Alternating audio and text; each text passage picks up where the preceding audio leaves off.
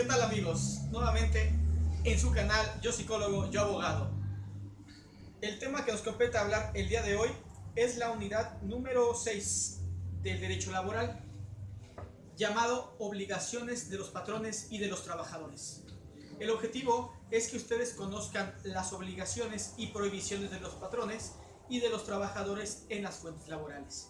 El temario que abordaremos es el siguiente: 6.1, obligaciones de los patrones; 6.2, prohibiciones a los patrones; 6.3, obligaciones de los trabajadores; y 6.4, prohibiciones a los trabajadores.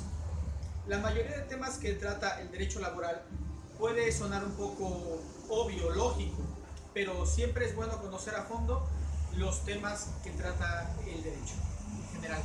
Y como todos sabemos, tanto los trabajadores como los patrones tienen obligaciones y prohibiciones para desarrollarse en sus fuentes laborales, motivos por los cuales son necesarios normar una ley, en este caso la Ley Federal del Trabajo. Más aún, se tienen que dar a saber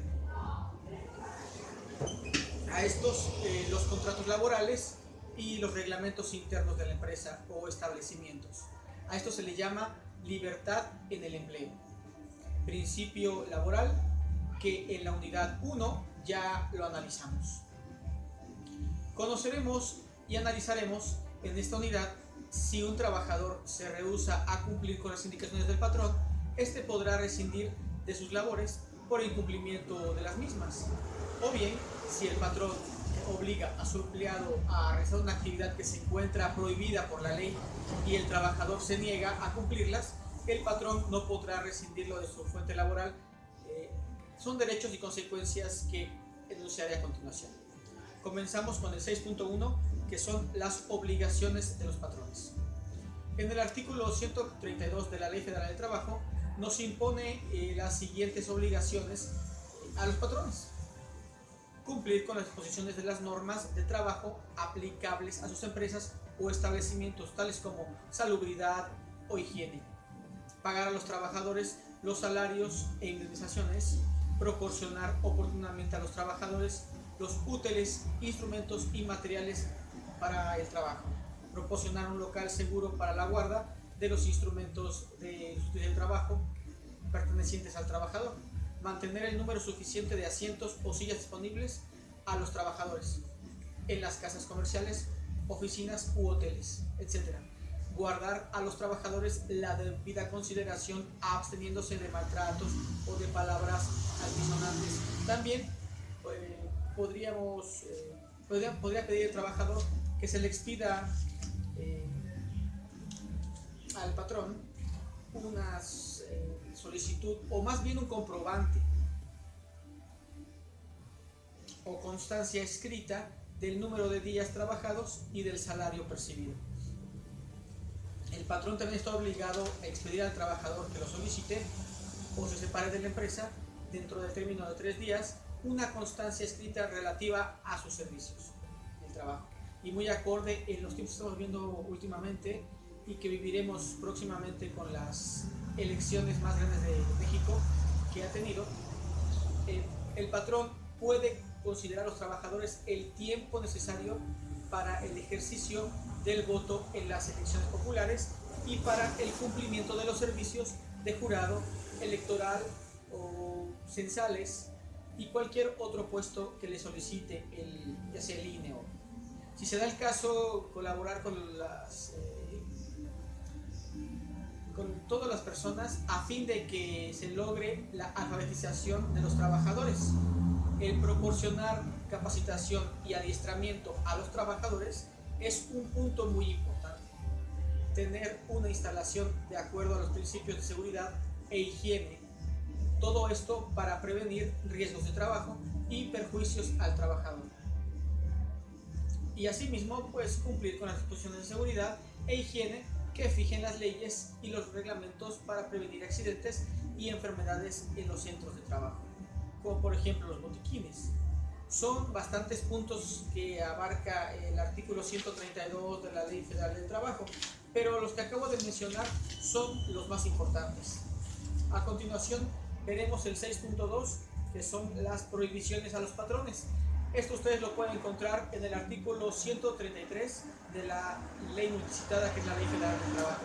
Y algunos puntos de trabajo dentro de este artículo son los siguientes: negarse a aceptar trabajadores por razones de edad o de sexo. Así es, dentro del 6.2, que son prohibiciones de los patrones, el negarse a aceptar trabajadores por sexo o edad es un punto muy importante.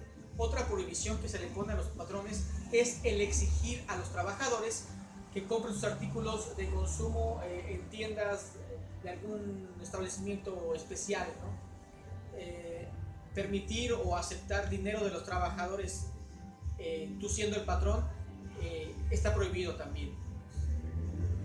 Obligar a los trabajadores por coacción o por cualquier otro medio a afiliarse o retirarse del sindicato o agrupación que pertenezcan, o a que voten por determinada candidatura.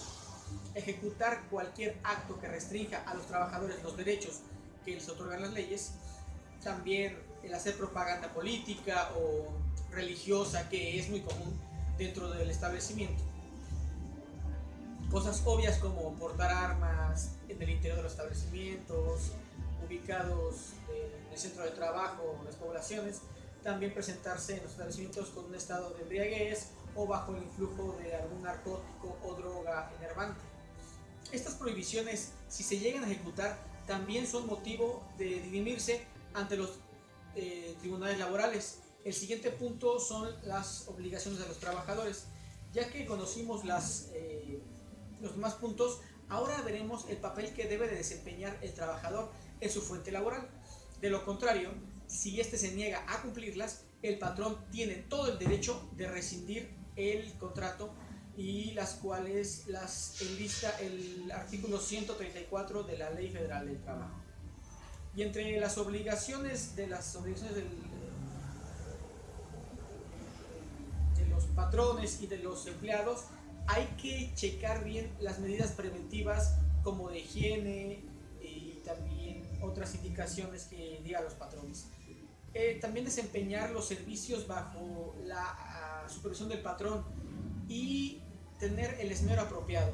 Dar aviso al patrón, salvo caso fortuito o de fuerza mayor, que las causas justificadas que le impidan concurrir su trabajo.